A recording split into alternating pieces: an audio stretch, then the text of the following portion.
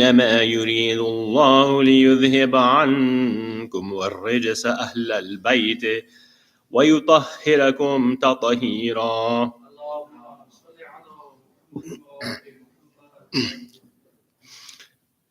As everybody knows, that's, Allah desires to remove all impurity and sin from Ahlul Bayt and purify them perfectly. So, we know that means they're Ma'soom, alayhim salam. This hadith was revealed. I think it's related by Salama, among other people, because I know she was present. And Jibril came down and it's called Ahlul Kisat, the Ahlul Bayt. They went under a cloak. واذكرن ما يتلى في بيوتكن من آيات الله والحكمة إن الله كان لطيفا خبيرا. I think it's turning now to talk to the wives again. It says, remember what was revealed in your home from the signs of Allah and the wisdom. Verily Allah is Latifan Khabira. He's nice, subtle. He sees everything, right? إن المسلمين والمسلمات والمؤمنين والمؤمنات والقانتين والقانتات والصادقين والصادقات والصابرين والصابرات والخاشعين والخاشعات والمتصدقين والمتصدقات والصائمين والصائمات والحافظين فروجهم والحافظان والذاكرين الله كثيرا والذاكرات أعد الله لهم مغفرة وأجرا عظيما. So here Allah lists different groups or types of people that He's prepared for them forgiveness and a huge reward, very honorable reward. He lists the Muslims, Muslim men, Muslim women, believing men, believing women. Other groups He lists here are people who make dua, men and women, people who are truthful, men and women who are patient, men and women who are khashi'in, ascetic or humble, and mutasaddiqin. Again, they're honest and they fulfill, what they tell people they're going to do.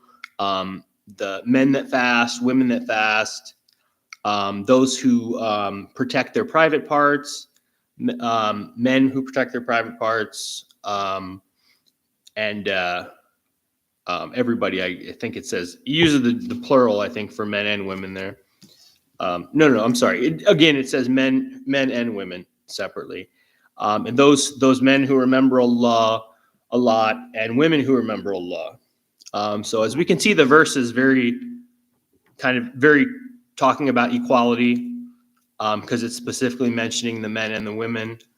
And if I recall right, I think Zainab bin Jash, alayhi salam, had commented to the Prophet about men and women being mentioned specifically. So I think that might have some context.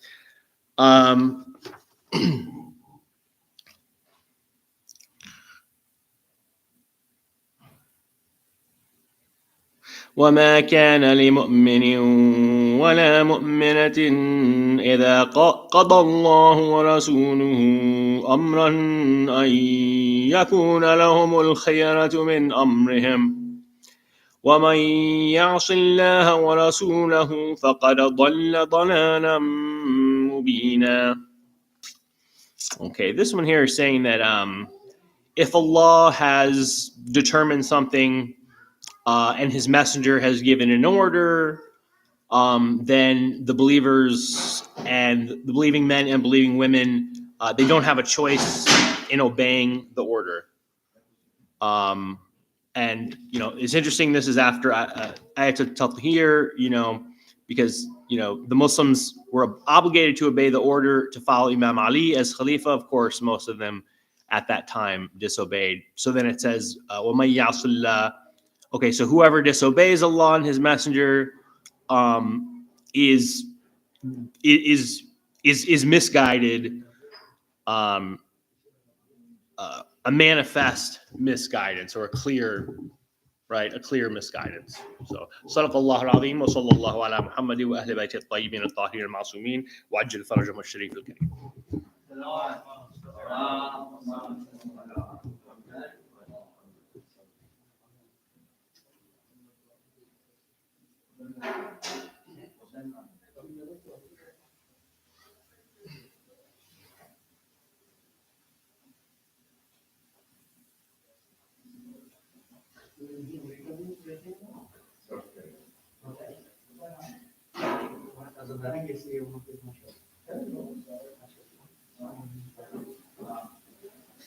तो पहले पढ़ो तो तुम्हारी बात करो नहीं और तो पहले पढ़ो उससे तुम्हारी बात करो अच्छा बोलने का चला ये 2 मिनट दे दो यार कोई है भी नहीं तो आगे सुनो आगे नहीं पता नहीं कितना है नहीं मैं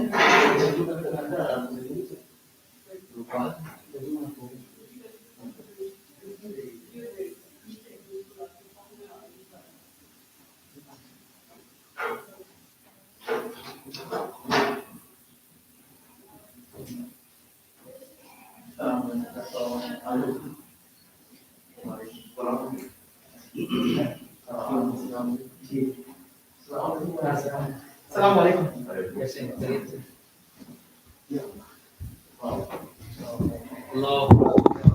اللهم صل على محمد وآل محمد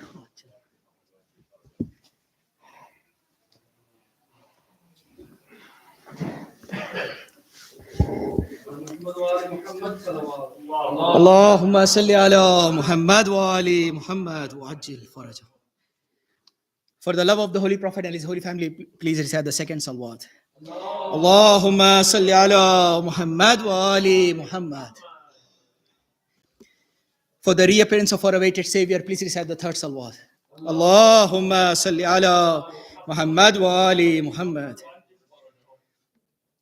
The Qasida that I have tonight, the theme of this Qasida is Hussain is coming. And since tomorrow is the birth of Imam Hussain alayhi salatu wasalam, the poet tries to capture this event. ہے جشن ولادت میں جوش مسرت ہے جشن ولادت میں جوش مسرت حسین آ رہے ہیں حسین آ رہے ہیں حسین آ رہے ہیں حسین آ رہے ہیں اب اسلام محفوظ ہے تا قیامت حسین آ رہے ہیں حسین آ رہے ہیں چہرے سے ہمت کے تیور نمایاں نہ کیوں کر ہو کوفے کے دیوار لرزاں کہ اب دل میں لے کے علی کی شجاعت حسین آ رہے ہیں یا علی حسین آ رہے ہیں نہ کیوں کر ہو قرباں دور زمانی فدا ہو رہی ہے ارم کی جوانی ملا تجھ کو سردار اے باغ جنت حسین آ رہے ہیں حسین آ رہے ہیں گھرانے کی خصلت دکھائیں گے ایک دن، یہ جان دے کے دین کو بچائیں گے ایک دن۔ ابراہیم کا خواب ہوگا حقیقت، حسین آ رہے ہیں، حسین آ رہے ہیں۔ نہ ہو کس طرح شور صلی اللہ کا، اللہم صلی علی محمد وآل محمد۔ نہ ہو کس طرح شور صلی اللہ کا، ہر ایک سمت ہوتا ہے غل مرحبا کا۔ نہ کیوں کر ہو محفل میں اب جوش مدحت، حسین آ رہے ہیں، حسین آ رہے ہیں۔ فلک سے صدا غیب کی آ رہی ہے کہ حقانیت اب مجسم ہوئی ہے۔ فلک سے صدا غیب کی آ رہی ہے کہ حقانیت اب مجسم ہوئی ہے۔ مسرت سے ابھرے ہے مہر نبوت، حسین آ رہے علی۔ مسرت سے ابھرے ہے مہر نبوت، حسین آ رہے ہیں، حسین آ رہے ہیں۔ انہی کی کہانی زمانہ کہے گا، بس اب حشر تک نام ان کا رہے گا۔ انہی کی کہانی زمانہ کہے گا، بس اب حشر تک نام ان کا رہے گا۔ کریں گے یہ دنیا کے دل پر حکومت، حسین آ رہے ہیں یا علی۔ کریں گے یہ دنیا کے دل پر حکومت، حسین آ رہے ہیں، حسین آ رہے ہیں۔ جہنم میں سوتا رہے گا جو شب بھر، سحر کو وہ جاگے گا جنت میں آ کر۔ جہنم میں سوتا رہے گا جو شب بھر، سحر کو وہ جاگے گا جنت میں آ کر۔ بدل دیں گے ایک روز یہ حر کی قسمت، حسین آ رہے ہیں، حسین آ رہے ہیں۔ ولادت کا باخر اثر ہے مقرر، ملیں گے فرشتے کو پرواز کے پر۔ ولادت کا باخر اثر ہے مقرر، ملیں گے فرشتے کو پرواز کے پر۔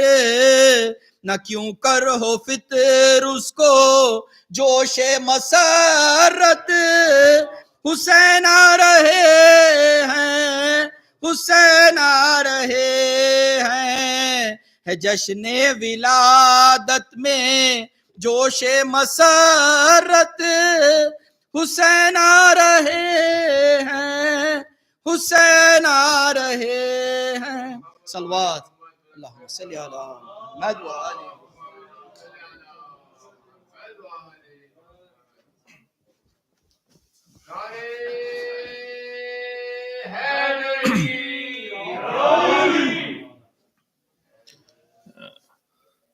اور محمد وآل محمد صلوات.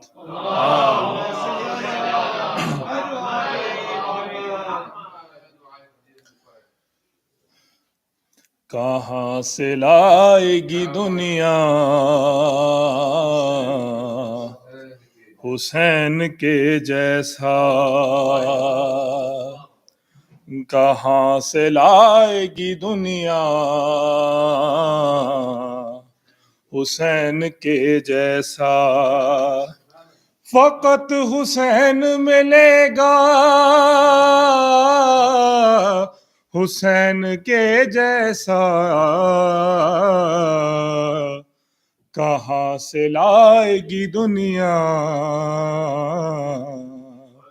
حسین کے جیسا. عبادتوں کا تو جاری ہے سلسلہ اب تک، نماز کو وہ نمازی نہیں ملا اب تک، کرے جو خاک پہ سجدہ حسین کے جیسا، کہاں سے لائے گی دنیا حسین کے جیسا. خدا بھی ناز کرے فخر عالمین بنے، ہے اس رسول کا حق شاہ مرسلین بنے، ہے جس نبی کا نواسا حسین حسین کے جیسا، کہاں سے لائے گی دنیا حسین کے جیسا. شکست کس کی ہے میدان میں فیصلہ کر لے، شکست کس کی ہے میدان میں فیصلہ کر لے، دلیل چھوڑ دے آجا مباہلہ کر لے، ہے تیرے پاس تو لے آ حسین کے جیسا، کہاں سے لائے گی دنیا حسین کے جیسا. اور حضرت عباس کی شان میں ایک شعر ہے، یہ خدا ہی جان کے عباس کیا ہے شان تیری، یہ منزلت یہ سعادت کسے نصیب ہوئی، تجھے سمجھتی ہے زہرا حسین کے جیسا، کہاں سے لائے گی دنیا حسین کے جیسا. دلیر مان رہی ہیں شجاعتیں تم کو،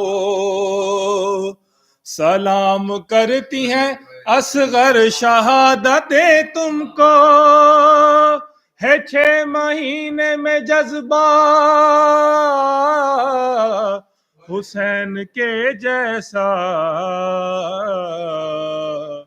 کہاں سے لائے گی دنیا حسین کے جیسا، فقط حسین ملے گا حسین کے جیسا. اور محمد وآل محمد صلوات ہے.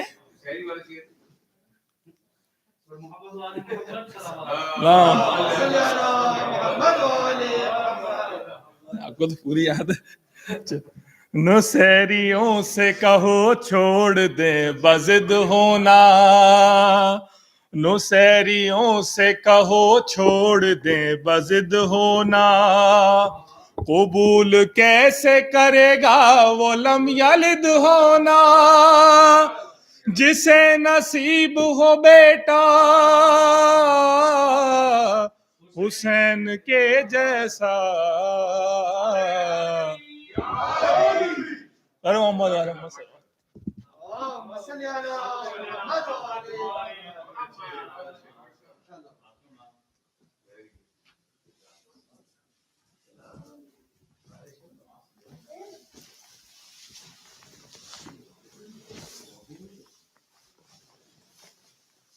You want to recite?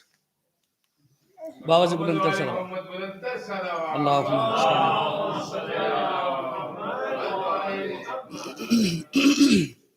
پھر بھی باواز بلند تر صلوات باواز بلند تر صلوات.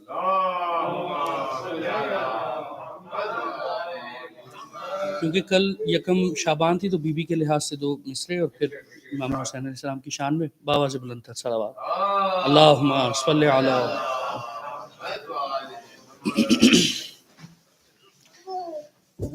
بسم اللہ بسم اللہ بسم اللہ بسم اللہ بسم اللہ بسم اللہ بسم اللہ بسم اللہ لقلم ثانی زہرا کی ثنا بسم اللہ لقلم ثانی زہرا کی ثنا بسم اللہ وحی و الہام کو تحریر ملا بسم اللہ باقی نکتے سے ہر ایک نکتہ ملا بسم اللہ آج یہ راز زمانے کو بتا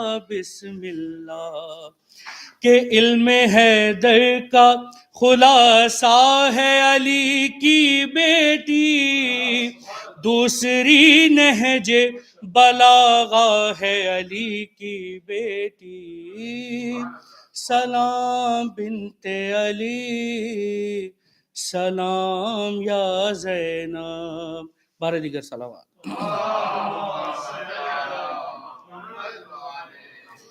کہ آل زہرا کے لیے ثانی زہرا زینب اس لیے ذات الہی نے یہ چاہا زینب کہ مستقل ہو تیری چوکھٹ پہ اجالا زینب تیری خاطر ہو نئے رنگ کا زہرا زینب کہ بنی ہاشم کا کمر بنی ہاشم کا کمر بن کے ستارہ جائے تیری دہلیز پہ غازی کو اتارا جائے سلام بنت علی سلام یا زینب. باواز بلند تر صلوات.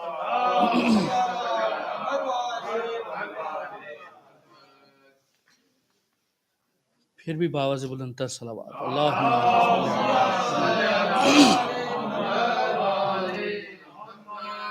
کہ صدا یہ دیتا ہے سجدہ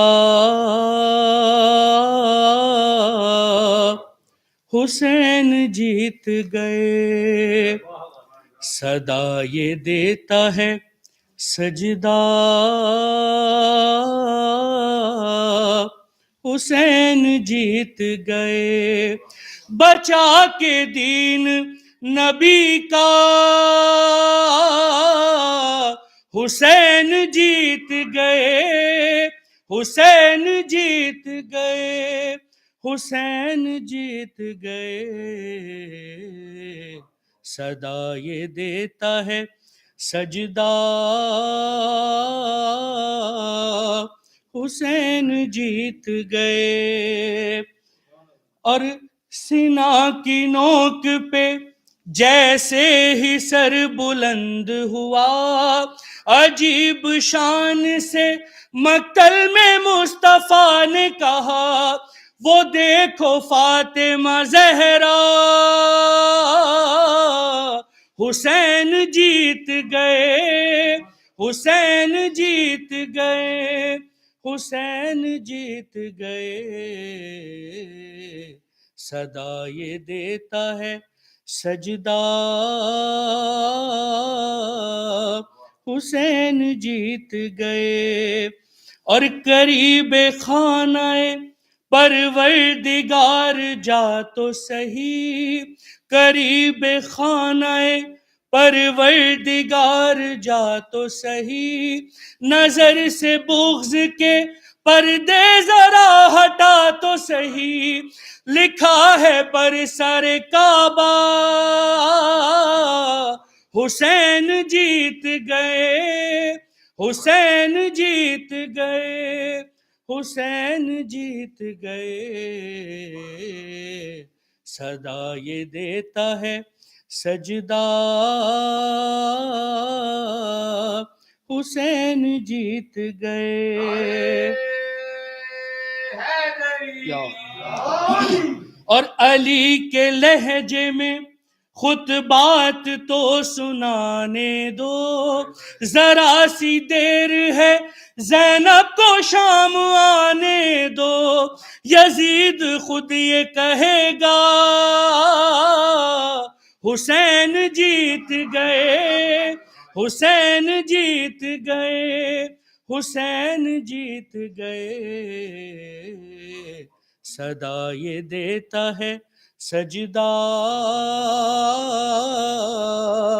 حسین جیت گئے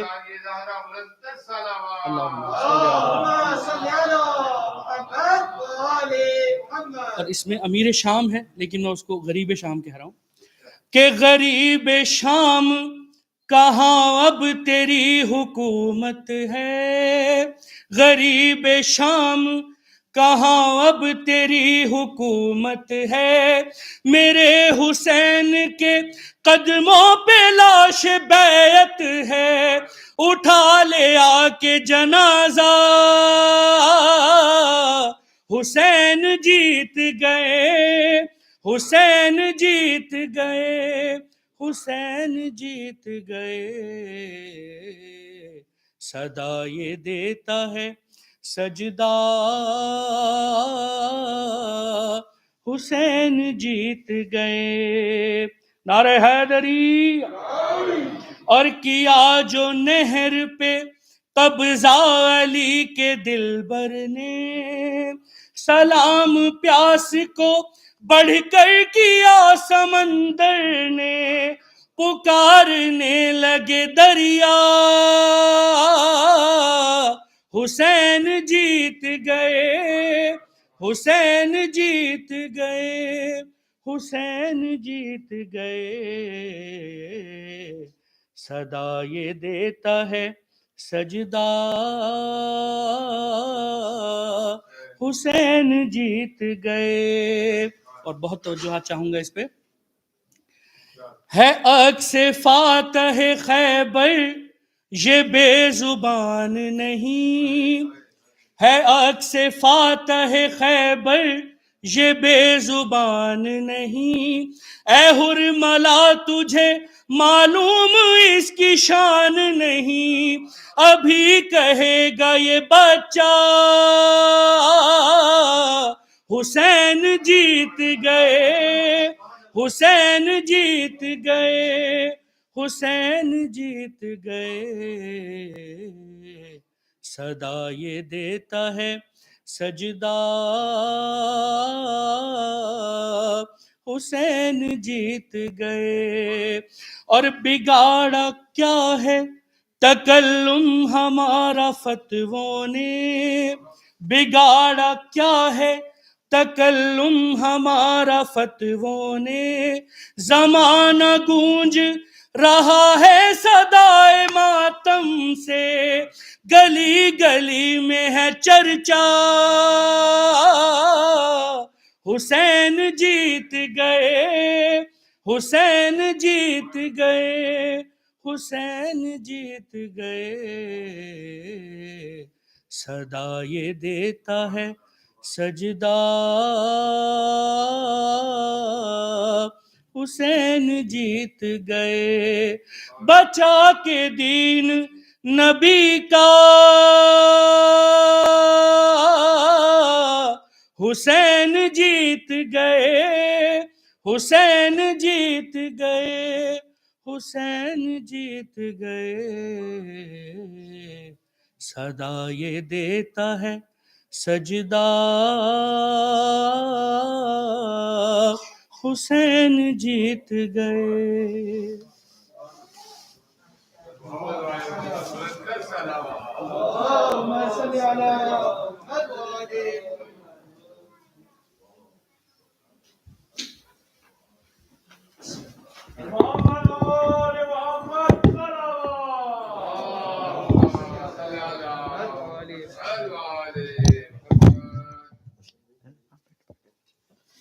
Salam, brothers and sisters. So first, we will congratulate Imam Az-Zamana on this author's birth. Jash-n for our Maulas, Bibi Zainab, Imam Hussain, Hazrat Abbas, Imam Zain al-Abidin. First, just quick announcement. After, inshallah, today's program is after Maulana's speech. We have dinner, and then after dinner, hopefully try to wrap up dinner in half an hour. And Maulana going to have a session with the youth after the dinner. So inshallah, all the youth, please come. Maulana requested to meet you guys. Have any question answers for him, inshallah.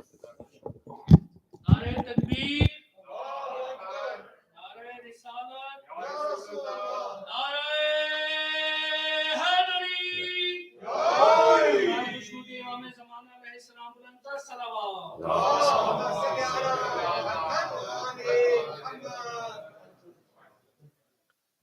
I think you're not going to invite me back because he said half an hour for dinner. Sayyid, not half an hour. You can't give half an hour for dinner. They'll never have me back here. أفلح من صلى على محمد وآل محمد. Let us please have a Surah Al-Fatiha for the deceased members of your families, the shuhada of Peshawar, and all of the marhumin who have left this world. Bismillah ar-Rahman ar-Rahim. Alhamdulillah.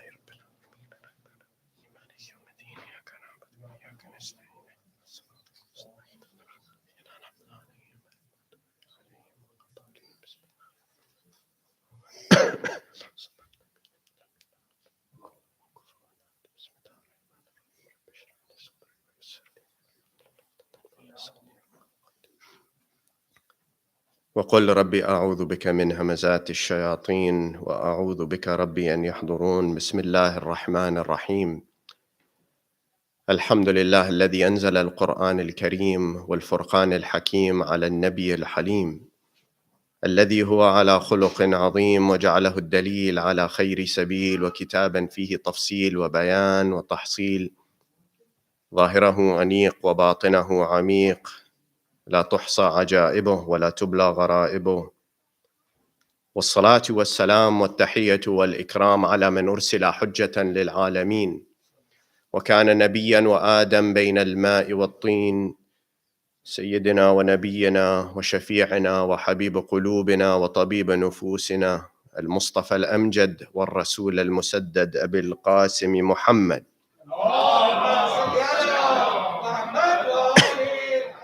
وعلى أهل بيته الطيبين الطاهرين المعصومين الغرر الميامين الذين أذهب الله عنهم الرجس وطهرهم تطهيرا. واللعنة الدائمة على أعدائهم أجمعين من يوم عداوتهم إلى قيام يوم الدين. أما بعد، فقد قال الله سبحانه وتعالى في محكم كتابه المبين: بسم الله الرحمن الرحيم. أفلم يسيروا في الأرض فتكون لهم قلوب يعقلون بها أو آذان يسمعون بها فإنها لا تعمى الأبصار ولكن تعمى القلوب التي في الصدور. آمنا بالله. صدق الله العلي العظيم. والسلام عليكم جميعا ورحمة الله وبركاته. My dear brothers and sisters, thank you for inviting me. My heartiest congratulations on the birth of Imam al-Hussain alayhi salatu wassalam, al-Imam al-Sajjad, and Abu al-Fadl al-Abbas. Allahumma salli ala Muhammad wa ala Muhammad. It's my distinct honor and privilege to be here with all of you.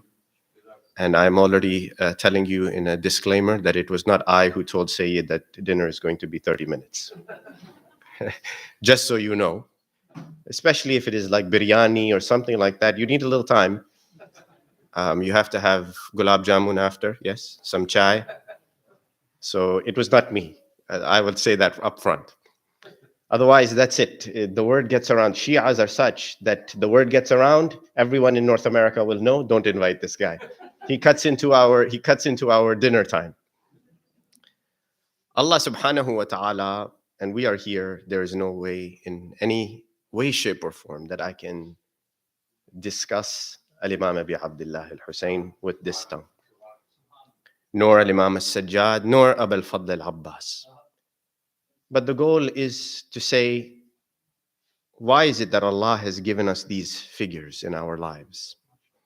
And unfortunately, we are today in a time when people will say, Shias are saying this. We don't have to worry about anybody else. The Shia are saying this. What do we need 12 Imams for? These men, one who is apparently here, but we cannot see him. The other 11, they came, they went hundreds of years ago, over 1,000 years ago, in a world that is so different from our world, in the deserts of Arabia. And today we live in a different world. What do we need them for? And that is indeed a good question to ask. It's an important question, especially for our children. Because it is not just about blindly following. It is not just about ritualism. It is not just about saying that Ahl al-Bayt told you to do it, so go do it. Indeed, we have to follow. We have to obey. We have to keep the legacy of Ahl al-Bayt alive. But the key is to understand why. And to know why it's timeless. Why it applies in every circumstance, in every moment, in every society, and will be so until the end of time. That is the legacy of Imamat. And indeed, the legacy of Al-Imam Al-Hussain alayhi salatu wassalam. Allah subhanahu wa ta'ala, He says in the Holy Quran, وَاللَّهُ أَخْرَجَكُم مِّن بُطُونِ أُمَّهَاتِكُمْ لَا تَعْلَمُونَ شَيْئًا. Allah took you from the wombs of your mothers. You knew nothing. You were a clean slate. You had no knowledge. وَجَعَلَ لَكُمُ السَّمْعَ وَالْأَبْصَارَ وَالْأَفْئِدَةَ لَعَلَّكُمْ تَشْكُرُونَ. He made for you, assigned for you hearing, sight, and afida, like a deep intuition inside of you, by which you can be grateful. So clearly, if you knew nothing, you had no knowledge, you were an empty vessel and you came into this world, you will come in to acquire some information, isn't it? That's why He's given you these senses. That means two things. One, you will acquire from the world around you. And number two, you will have to react to that world. Now I ask you, on a daily basis, how much of that reaction is physical? Meaning it's relegated to the physical body. I would venture that it's 99% that. Some of you may disagree. Let me give you an example, okay? You wake up in the morning. What's the first thing you realize? If you're like me, your stomach is rumbling, you need to eat, yes? After Salat al-Fajr, obviously. Your stomach's rumbling, you have to eat. That is a physical phenomenon, isn't it? Your eyes open, you have to wash your eyes, shake the sleep off of yourself. All physical phenomenon. Physical body that is going through this process. I have my black cup of coffee. Yes, my day starts. I have to go down the steps to my kitchen, feed my children, drive my children to school, go to work. All physical phenomenon, yes? Lunchtime rolls around. I have to have my lunch. I take a walk around the lake that is near my work and get back to work. All day, it is a physical interaction with my environment, is it not? Is there anything beyond that physical environment? There's nothing beyond that physical environment for me. In the course of my day, other than when I stand up for salat, now this is the key. Is your salat more than just a physical up and down, up and down? It should be. It should be that. But in all honesty, tell me how much of it do we make it more than just the physical up and down? That's the question. From start to finish, examine your own life, your own daily practices, morning till when you go to sleep. How much of it is physical? How much of it is not physical? And I'll give you an example. The ayah of the Holy Quran I recited for you, what does it say? Allah asks the question.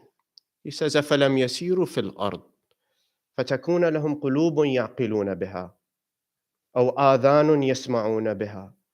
He says, do people not travel in the earth to see? They don't go around into the earth and walk and see in front of them. And more importantly, he says that they have hearts which with they can use aql. These two words in the Quran are used over and over again. Aql and qalb. Aql and qalb. Aql is your mind. It's the faculty of reasoning. Qalb is your heart. Now in this one ayah of the Quran, Allah uses both together. He says they have hearts which with they think. Ya Allah, I thought the mind is with what we think. He says, no, they have hearts which with they think. They ponder, they reason. So aql and qalb are both connected. He says they have ears with which they listen. And then he says, فَإِنَّهَا لَا تَعْمَى الْأَبْصَارِ وَلَكِنْ تَعْمَى الْقُلُوبَ الَّتِي فِي الصُّدُورِ. He says those who are blind is not their eyes that are blind. It's their hearts that are blind. The hearts are blind. So tell me, is the heart in this sense? Yes, it's a physical, but I don't think Allah is talking about this piece of flesh in my chest, in your chest. He's talking about something that's not physical. So when the blindness afflicts that heart, tell me, is it a physical affliction? It's not a physical affliction. Let me give you another example. You're at work, okay? Let's say I always wanted to be a construction worker. I am working on the construction site all day long. I have to use the restroom. I work there all day. I eat. I'm sweaty. I'm dirty. I come home and I take a shower. I wash in the shower. Can I stand up and do my salat? Why not? I washed myself though. I washed from top to bottom. I washed myself, didn't I? I put good Axe soap, I don't have hair, so I don't need shampoo. Yes? I'm being honest. It's all right. We wash, I put good perfume, clean clothes. Can I stand up and pray? I thought wudu is just about washing. No, there's something more to it, right? Is there something more to that physical act of just doing this and washing and doing masah? There is something beyond the physical. That's why when the man came to Rasulullah, and I give this example a lot, sallallahu alayhi wa alihi wa sallam, that Ya Rasulullah, I cannot concentrate in my salat. What should I do? Rasulullah, he says, then begin by concentrating in your wudu. Think.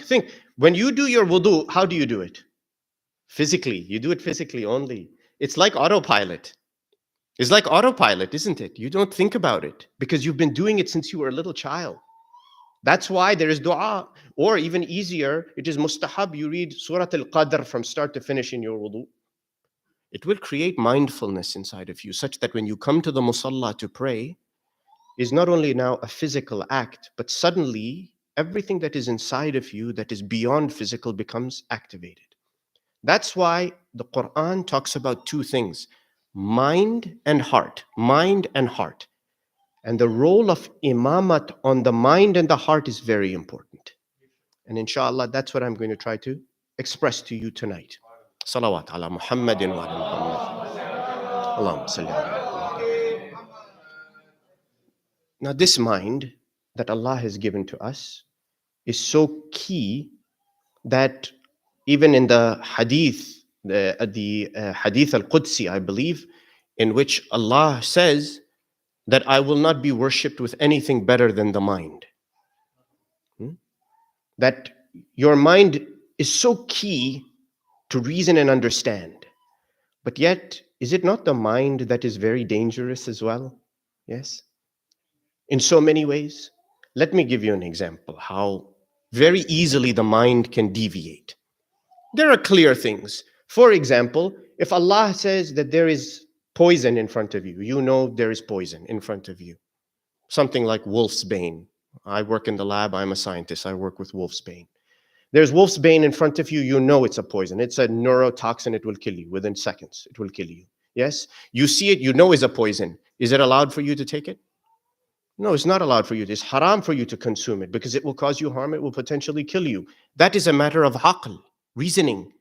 Your religion tells you that your reasoning tells you this is harmful on you. Don't do it. That is how reasoning applies. But just as reasoning applies to the religion, it's a slippery slope. Why? Because you can slip. You can make mistakes. You can go away thinking you're doing the right thing. They say 2 men once came to Rasulullah sallallahu alayhi wa alihi wa sallam. Allahumma salli ala. It is reported that one man was the owner of a cow or a bull. The other man owned a donkey. The 2 men came in front of Rasulullah. They said, Ya Rasulullah, the man with the donkey who owned the donkey, he said, this man with his cow or his bull killed my donkey. I want restitution. I want payment for my donkey that was killed by this man's animal. Rasulullah sallallahu alayhi wa alihi wasallam, he looks at both the men. He says to them, okay, go to such and such companion. I won't take any names. Go to this companion, give the judgment. They go to the companion, they relay, he looks at them, they tell him what happened. The cow or the bull killed the donkey. The man is demanding payment for the dead donkey because of loss of property. He said, the companion, he says, why didn't you go to Rasulullah? They say, oh, Rasulullah sent us to you. Rasulullah sent us to you. He says, okay, well then I will tell you this. Now look, this is where the slippery slope is, yes? He said, I'll tell you this, that because both these animals are animals, they're not human, they cannot think, right? You cannot control what an animal does. Because they're animals, there's nothing to be done. The one animal killed the other animal, it's finished. It's a finished situation. There's no issue here. There's no issue. They go back to Rasulullah, they tell Rasulullah what the judgment came from the companion. Rasulullah, he says, no, go and ask another companion. Go ask the second companion. They come to the second companion, they give him the story, what has happened between the bull and the donkey, the cow and the donkey, and he looks at them and he says, why are you coming to me? Why are you coming and asking me? They say, we went to Rasulullah. He says, well then, why didn't you go to that other companion, the more prominent companion? They said, we went. So this second companion, he says, what judgment did he give? They said, he said that because these are both animals, you cannot control them, one killed the other, it's a finished deal. There's nothing to be paid by the owner to another owner. The second companion, he says, I agree with him. I agree with him. That would be mine. They go back to Rasulullah. They say, Ya Rasulullah, the second companion, he says the same thing as the first companion, that there is no payment to be made because these are 2 animals. Rasulullah, he says, go to Ali ibn Abi Talib. Allahumma salli ala Muhammad wa ala Muhammad. Go to Ali ibn Abi Talib. Imam Ali alayhi salam, he's sitting there, the men come, they relay the story. Imam Ali alayhi salatu wasalam, he asks the question. He says, tell me some more details about the situation. He says, if it's such that the bull left the property, the land owned by the owner of the bull or the cow, if that cow left the land and came onto the land of the other man, the owner of the donkey, and killed the donkey on the owner of the donkey's land, then the owner of the cow has to pay for the donkey because his property moved and came onto someone else's property and killed it. But if the donkey actually was the one that strayed onto the other's land and then the cow or the bull killed it, then he does not have to pay him because the donkey had left the property and gone. They take this answer, they go back to Rasulullah. They say, Ya Rasulullah, Ali ibn Abi Talib gave us this answer. He says, the answer you have heard, and I am paraphrasing, he says, the answer you have heard is the judgment of Allah. Allahumma salli ala Muhammad.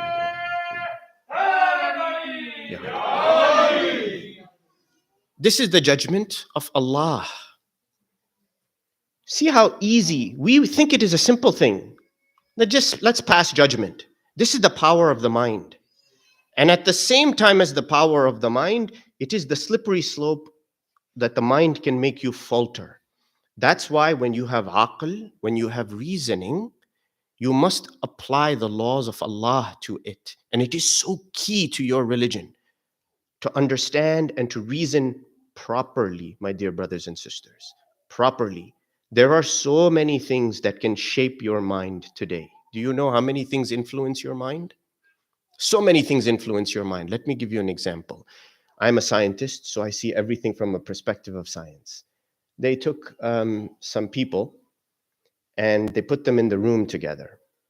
And they had them look at these lines of light, basically, these streaks of light. And they said, amongst 5, 6, 7, 8 lights, these lines, streaks of light, which is the longest? Pointed out. And so each person went in and they had mixed results. Then they did something different. They implanted some people who already were a part of the study, who were the researchers, to come and give a wrong answer, to pick the smallest light, the smallest line on purpose, and everyone point to it. And then they tested other people. The other people who were sitting there, they started hearing these people saying that the longest light was actually the shortest one. They're giving a wrong answer. Do you know what happened? The participants of the study started to agree with them. Even though they knew it was the shortest light, they went and they said, no, this is the longest one, because they saw everybody else is doing it. This is science. It is a scientific study. How much our minds are shaped by things. Now I ask you, does it now make sense to you why we have imamat? Because in a world where everything shapes your mind, everything tells you that this is right and this is wrong, how are you going to know? In all honesty, how will you know? You have to have something that will point to what is the truth. And that's why Allah, He says in the Holy Quran, وَمَا كَانَ لِنَفْسٍ أَن تُؤْمِنَ إِلَّا بِإِذْنِ اللَّهِ وَيَجْعَلُ الرِّجْسَ عَلَى الَّذِينَ لَا يَعْقِلُونَ. He says, no nafs can believe except by the permission of God. And those who don't use their minds, Allah will put rijs on them. Your mind is so important, but bound by the laws of Allah, bound by the code that Allah has created in religion. How is that going to be? It will be by obedience of Allah's code. One, you obey. You must start by obeying. Do what you are told to do. Don't question it. Number two, you must ensure that anything that is suspicious, that you do not understand, that you do not know, refer to those who know. Don't guess. I ask you this question, that tomorrow, God forbid, if you have a medical condition, you have cancer, heart disease, are you going to go and try to figure it out yourself if you are not an oncologist or a cardiovascular surgeon or cardiologist? You will never take a chance on your body. Will you? You'll take a chance to go and do surgery on yourself or treat yourself? You will never. Why? Because what is the result? You'll die. You'll perish. But yet with our deen, we will take a chance. Google told us it's allowed. You can do it. Yes? Google's got the answers for everything. So that's why Quran warns that use your aql. That's why when the man, he came to Al-Imam Abi Abdullah, Ja'far ibn Muhammad as-Sadiq alayhim as-salam, Allahumma salli ala Muhammad, that now he came and asked, he says, look, Yabna Rasulillah, he asks Imam as-Sadiq, that Allah is worshipped by the mind. The mind is what creates this true realization of God. So what is the case with Muawiyah? What is the case with Muawiyah? Muawiyah, la'natullahi alayh, he was a smart man. You can say what you want, but he was a smart man. There's no question. And I use the word smart in English. I am not going to say he is alim. Of course not. He was a smart man. So when the man asks this of Al-Imam as-Sadiq alayhi salam, Al-Imam as-Sadiq, he says, Tilka nakra, tilka shaytana. He says, this is what is called nakra. He says, it's not ilm, not knowledge, not aql, not mind. He says, it is a twisting of the truth to suit yourself. It is deviation to make it suit yourself. It is the way of shaitan. And he says, innaha shabiha bil aql. This is the scariest part. Imam says, it is so devious that it resembles the aql. You think you're doing the right thing. You think you're on the right, but indeed you have gone astray. Ya Ali. And I say this, I will keep it simple tonight, inshallah. That why is this important? Because we have to know who we take our information from. We have to know where that information comes from, whether it is reliable, whether it is authentic, and more importantly, how to act upon it. If we don't have this, especially as the generations go, it dilutes more and more and more. You see it. Many communities in North America are this way. They were devout wherever they came from. India, Pakistan, Afghanistan, Lebanon, Iraq, Iran, they were devout there. They came here, and over the generations, it has diluted and diluted and diluted. It is gone. And strange thing is that we keep saying, well, let's do what our fathers were doing. And yes, in some ways, we want to adhere to the practices of our forefathers, the Islamic practices. But we have to also be careful of those practices. And that's why even the Holy Quran, it says, وَإِذَا قِيلَ لَهُمْ اتَّبِعُوا مَا أَنزَلَ اللَّهُ. If it was said to them, Allah is posing a situation. He says, if it is said to these people that follow what Allah sent down, قالوا بل نتبع ما ألفينا عليه آباءنا أولو كان آباؤهم لا يعقلون شيئا ولا يهتدون. He says their answer will come back when it's said to them, follow what Allah gave. Their answer will come that we will follow what we found our fathers doing. And then Allah, He says, could it be possible? May it be really the truth that their fathers had no aql? That their fathers had no aql and they were so far away from guidance? Allah says, reason. Think about what you are doing. And this is the legacy of imamat. And it points to where is imamat. Now that was the key, no? Tell me, today why is there so much struggle? Because we say Ya Ali and others say something else. Because we say Ya Hassan and others say someone else. We say Ya Hussain, they say someone else. Right? That is the issue. The issue is, who is your imam? And that's why the Quran says, يَوْمَ نَدْعُ كُلَّ أُنَاسٍ بِإِمَامِهِمْ. The day on which we will call each person with their imam. So the question is, who is that person? And for us, it is clear, the mind tells you who is the right person based on knowledge. Look at the knowledge of Ali ibn Abi Talib. And I already gave you judgment, what his judgments were. This is one glimpse of this situation. Look at the dua of Sayyid al-Sajjad alayhi salam. The beautiful words that come from the mouth of Imam al-Sajjad alayhi salam. Look at all of the A'imma al-Athar, what their state is. But that also, let's say you don't know, then at least look at the indications that come. Right? You will find an indicator that someone will point to that this is the right person. They say one day, in the time of Imam al-Hadi alayhi salatu wassalam. And you can take from all of your imams, little bit, they will tell you, yes? We already saw how Imam Ali alayhi salam, he answered and gave the judgment to the two men who had come with their complaint. Now I ask you this question, Rasul is there? Rasul Allah is there, no? Rasul is sitting right there. So why this circumstance has arisen? So they say a man named Yahya ibn Aktham, he was one of the very smart scholarly men in the time of the Abbasi Khalifs. He sent a letter to Imam al-Hadi and posed some strong questions to him. There are many questions. I will tell you like 2 or 3 of them. And he says to him, Ya Abul Hasan, give me answers to these questions, if you may. Please write it down. So Imam Hadi gets the letter from Yahya ibn Aktham and he writes the answers, he sends it back.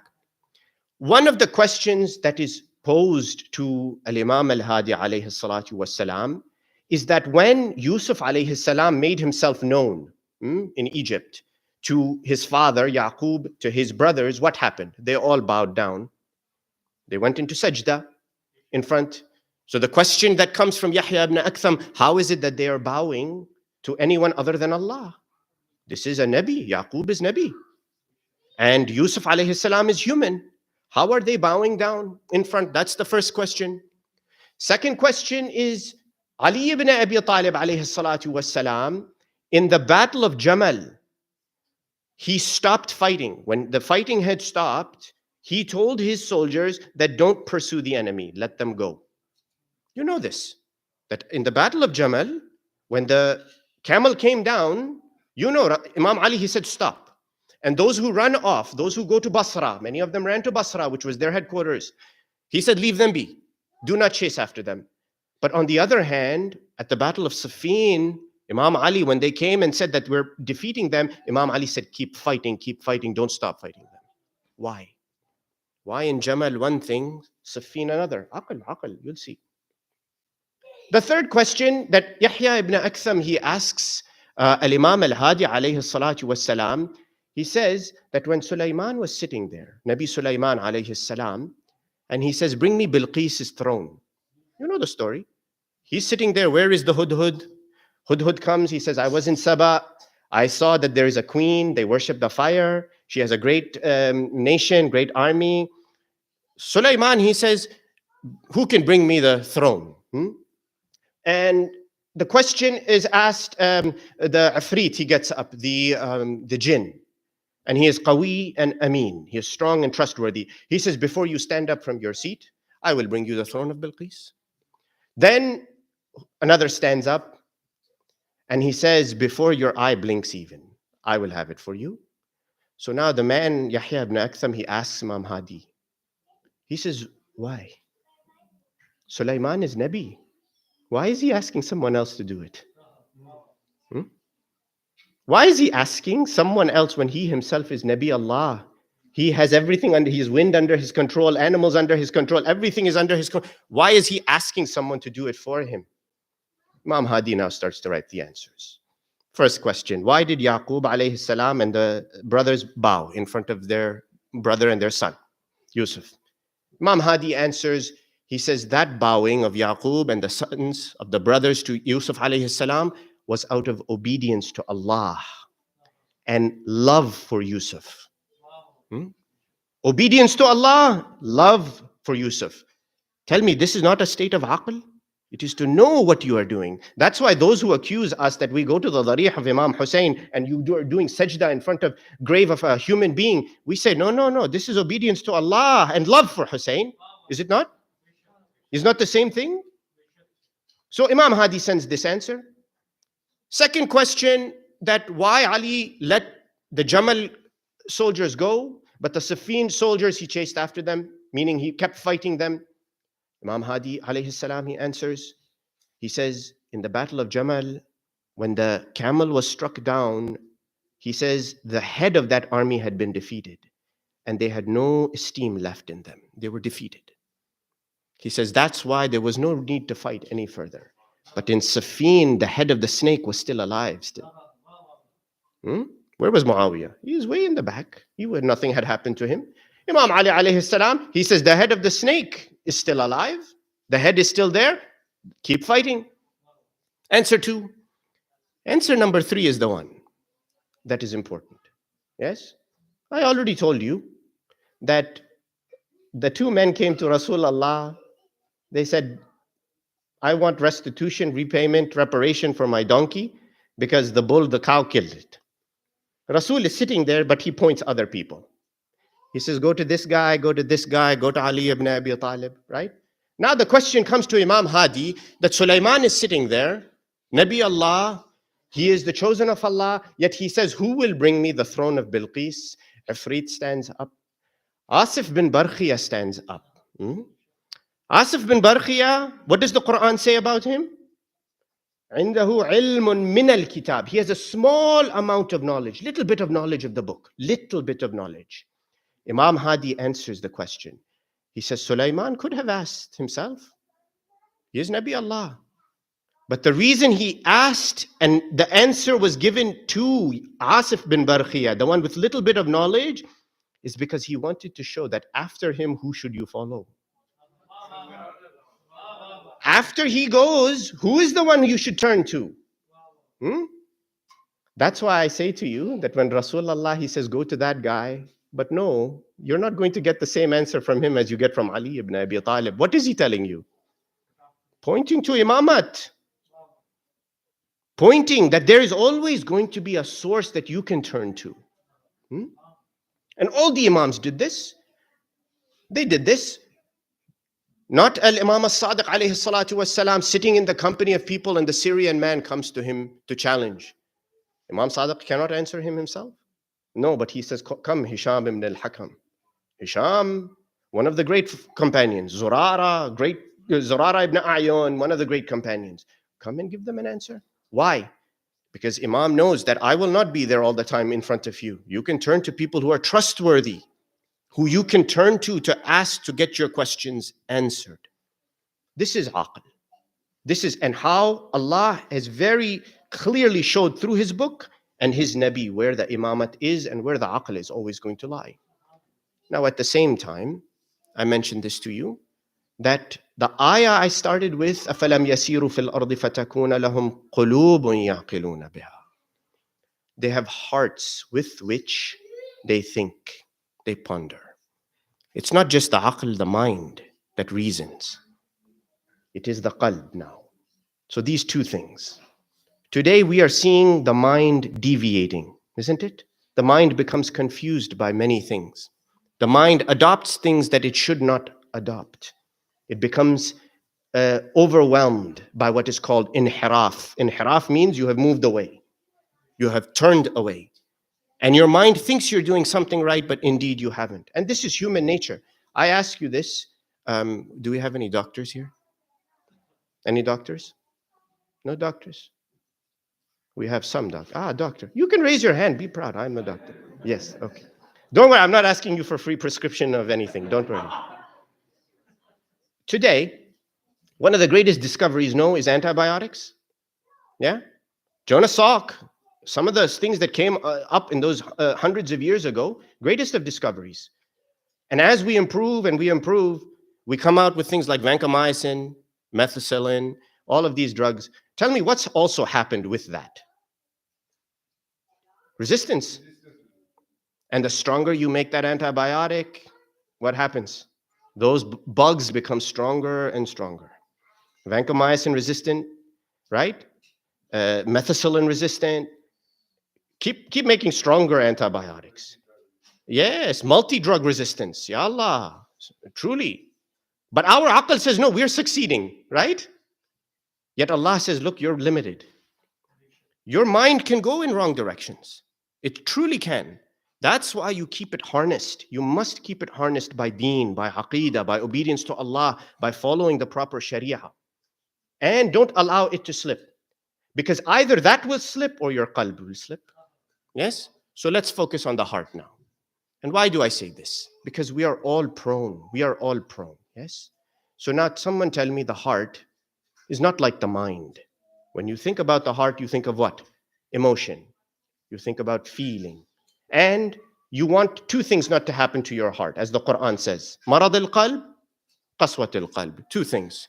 Sickness of the heart and hardness of the heart. You want to keep those away.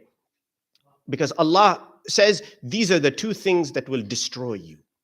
So now I ask you that this heart that Allah has given inside of you, how do you keep it alive? And it must be alive. It is a battleground. The Imam, what does he say? He says the heart of a believer is a battleground where the forces of good and evil are fighting each other constantly. And I'm asking this question that you today, your mind may be perfectly sound, but your heart is probably diseased. Could that happen? It could happen, could it not? Let me give you an example. Today, I sit in my house and I eat my food. Allah has given me a good job. I earn my food, earn for my food. I eat, I feed my children, my family. I pay my bills. I have a nice car. I'm a soccer player, so I get my soccer boots and I get to play soccer. I do everything that I need to do. Alhamdulillahi Rabbil Alameen. All on top of that, it's halal. I don't buy haram. I don't engage in riba. I don't do haram things. I don't drink, etc. All those things. I am very, very observant of my religion, of what I want to do in my religion. On top of it, everything that God has commanded me to do, I do it. I pray 5 times a day. I do the nawafil. I fast. I give my khums. I give my zakat. I've gone for hajj. Amar bil maruf, nahi anil munkar, etc., etc. All of those things, I do them. Okay? I'm doing them. Now, in addition to that, I'm living on a street where 2 doors down from me, my neighbor has not eaten, doesn't have clean water to drink, has no electricity to pay to light his house, has not had a job in 6 months. His children cannot eat, cannot go to school. My children are educated, his children are not educated. Yet I'm blindly living in my house doing my salat, doing my zakat, doing my khums, reading my Quran, fasting, doing everything, and he's sitting there suffering. Tell me, have I done what I'm supposed to do? My mind is sharp. I know what I need to do, but my heart is dead inside. My heart is dead. Why? Because I don't sense, I don't feel what is around me. That is imamat. That says, don't let your heart die. Let me give you an example, And I give this example a lot.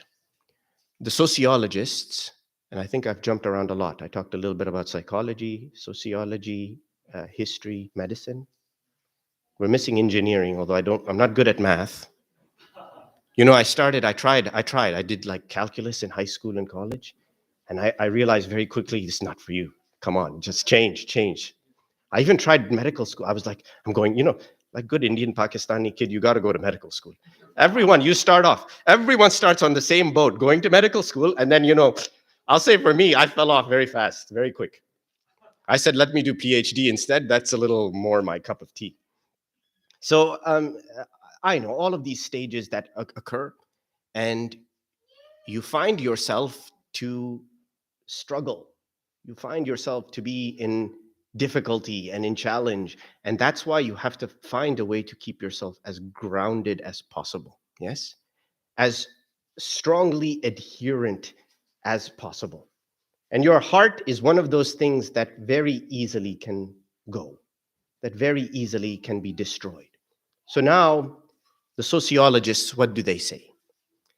When they describe the word revolution, yes, they describe it in different ways. Historians, sociologists, they've taken this word revolution and they've described it in different ways, defined it. One of the ways is a change in political institution. That is a revolution, okay? So you see a change in political institution. The American Revolution, truly a revolution. It was a monarchy ruled by a king in England until the revolution took place and it became a democracy. The Russian Revolution is the same. Autocracies are the same. Any political institutional change is a revolution. That's one definition. Number two is a mass movement of people. That's how they define revolution. Revolution is a mass movement of people and them standing up because something is wrong.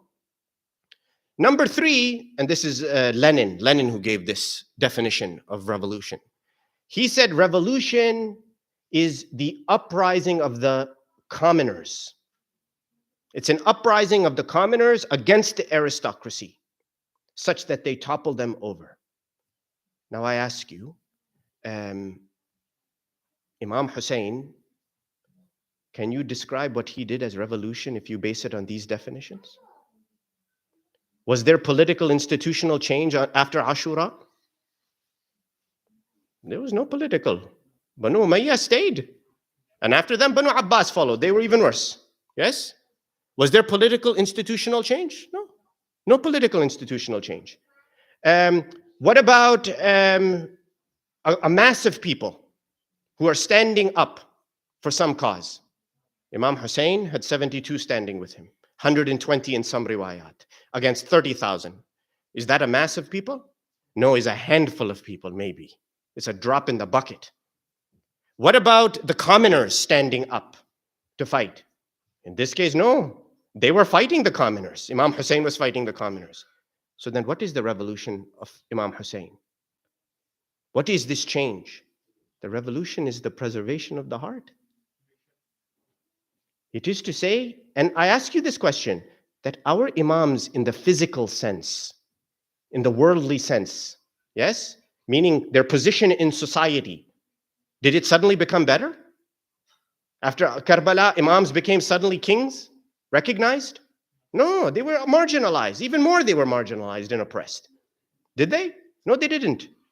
So would you say that the mission of Imam Hussain is a failure? No, because you are sitting here today. And why are you sitting here today? Because your heart is alive. Your qalb is alive. That is imamat. Just like imamat keeps your aql in line and on the right path, it keeps your heart not to die. That's why when the poor man was sitting in the corner, Imam Ali asked, what is his state? Why has he been left like this? They said to him, Ya Amir al-Mu'mineen, he is a Christian man. All his life he worked and he slogged. He didn't save any money. Imam said, where are his children? Where is his family? They said, he has nobody. Imam says, shame on you. All his life he worked for you. He slogged and he earned. And now in the end of his life, when he's an old man, he has nothing. You have abandoned him. Open up Bayt al-Mal and give to the Christian man. Don't let your heart die. Don't let your heart. That is Imam Husain's mission. That is his revolution. That is what we are trying to save our hearts from. My dear brothers and sisters, yes, cry for Peshawar. Cry for the lovers of Ahl al-Bayt who are tyrannized in the world, indeed. But at the same time, cry for anyone who is oppressed. That is Abi Abdullah al-Husain. We live in a country, we live in a world where there is disparity, inequality, disenfranchisement, people who are marginalized to the extent that we cannot even imagine. And yet it is imamat that says, go look for those very people to save them. Why? Because if you don't, your heart will start to become very hard. Your heart will become very, very covered up. And when that happens, what happens to you? You feel you don't sense Amir al-Mu'mineen Ali ibn Abi Talib alayhi salatu wassalam. In Dua al-Sabah, what does he say? At the very end of Dua al-Sabah, what does he say? He says, Ilahi qalbi mahjoob, wa nafsi ma'yoob, wa aqli maghloob, wa hawa'i ghalib. 4 things he says. He says, my heart, it is covered. Look, he's speaking to us. Imams are speaking to us. He says, my heart is covered. Qalbi mahjoob, my heart is covered. When your heart is covered, can you see the pain of someone else? You cannot see the pain of someone. You only see what you want to see for yourself. I am fed, I am happy, I am secure, I don't care about anyone. And we are all prone to it. Your heart is veiled. And Imam Ali is saying, Allah save me, my heart is veiled. Wa nafsi ma'yoob. My nafs is chasing after everything that satisfies it. That's all it cares about. To chase after all those things. Wa aqli maghloob. My mind has been overcome. My dear brothers and sisters, that thing, that runs my mind today. Those who can't see, I'm pointing to my phone. Does it not control my mind? The 24-hour news cycle doesn't control your mind? What you are taught in schools doesn't control your mind? What your culture tells you doesn't control your mind? Everything controls your mind. And yet Imam Ali alayhi salam, he says, my mind is overcome, Ya Allah. My mind is overcome. Allow it to be free. That is the Hussaini revolution. Freedom of the mind, openness of the heart. That's what connects. And that's why we hold on to the ropes of the Ahl al-Bayt, to the A'imma al-Athar. Because this is the lesson they are teaching us. أقول قولي هذا واستغفر الله لي ولكم. بسم الله الرحمن الرحيم. اللهم إنا نسألك وندعوك ونقسم عليك بحق الزهراء وأبيها وبعلها وبنيها والسر المستودع فيها لعن الله ظالميها. اللهم شافي كل مريض. اللهم رد كل غريب. اللهم فك كل أسير. اللهم غير سوء حالنا بحسن حالك يا كريم. اللهم وفقنا لمراضيك وجنبنا معاصيك وثبت أقدامنا على صراطك المستقيم وخذ بأيدينا إليك يا أرحم الراحمين وفرج عنا يا الله فرجا عاجلا قريبا كلمح البصر وهو أقرب من ذلك وافرغ علينا صبرا وتوفنا مسلمين والصلاة والسلام على سيدنا محمد وآله الطيبين الطاهرين.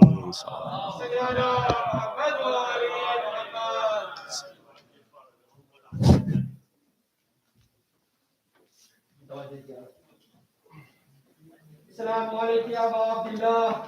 السلام عليك يا ابن رسول الله. السلام عليك يا ابن أمير المؤمنين وابن سيد الوسيلين.